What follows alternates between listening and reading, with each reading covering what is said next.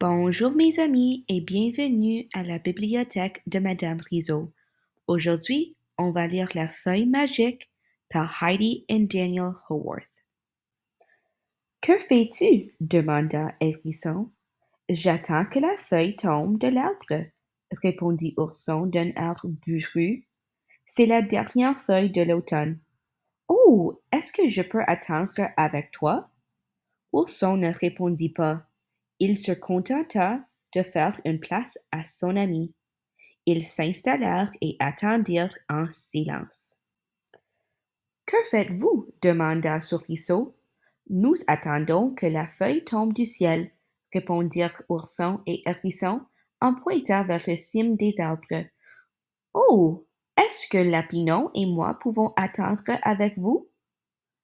Ourson et Hérisson ne répondirent pas. Ils se contentèrent de faire une place à leurs amis. Ils s'installèrent et attendirent en silence. Écureuil regardait la scène depuis le haut de son arbre. Il eut alors une merveilleuse idée. Ne vous en faites pas, je peux la faire descendre pour vous, s'écria-t-il. Il tendit la patte. Non! S'écrièrent Ourson, Hérisson et Souriceau. Lapineau était trop timide pour dire quoi que ce soit. Ne la touche pas, s'écria Ourson.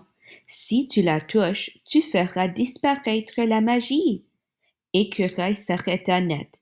Quelle magie?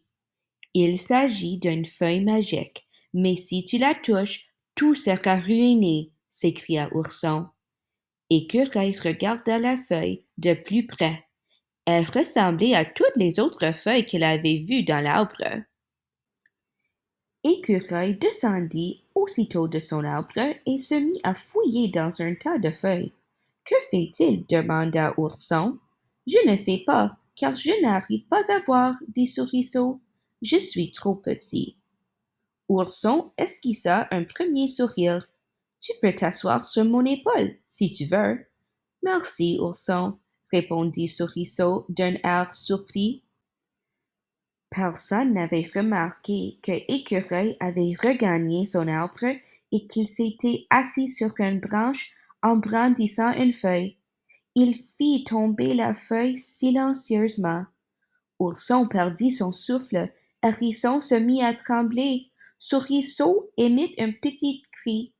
Les quatre amis observent alors la feuille tomber vers le sol. Nous devons l'attraper si nous voulons utiliser son pouvoir magique, s'écria Ourson. Mais où était passée la feuille? Personne n'avait porté attention à Écureuil, qui éclata de rire aussitôt. Les amis levèrent les yeux vers Écureuil. Elle est juste là, dit-il en rigolant. Derrière toi. Ourson se retourna, mais la feuille ne s'y trouvait pas. Souriceau et Lapineau se retournèrent, mais la feuille n'était pas là. Hérisson se retourna, mais la feuille demeurait introuvable.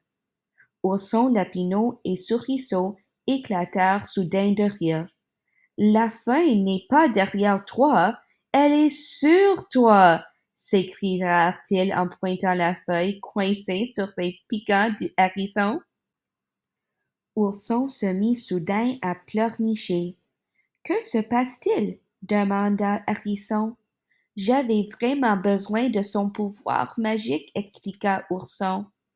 Pourquoi donc? Demanda Souriceau.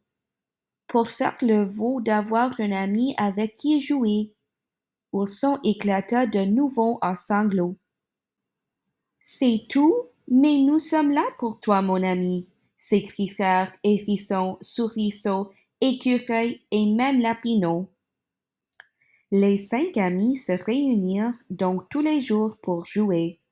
Le vœu de la feuille d'automne avait été exaucé. Merci d'avoir écouté. À la prochaine, mes amis.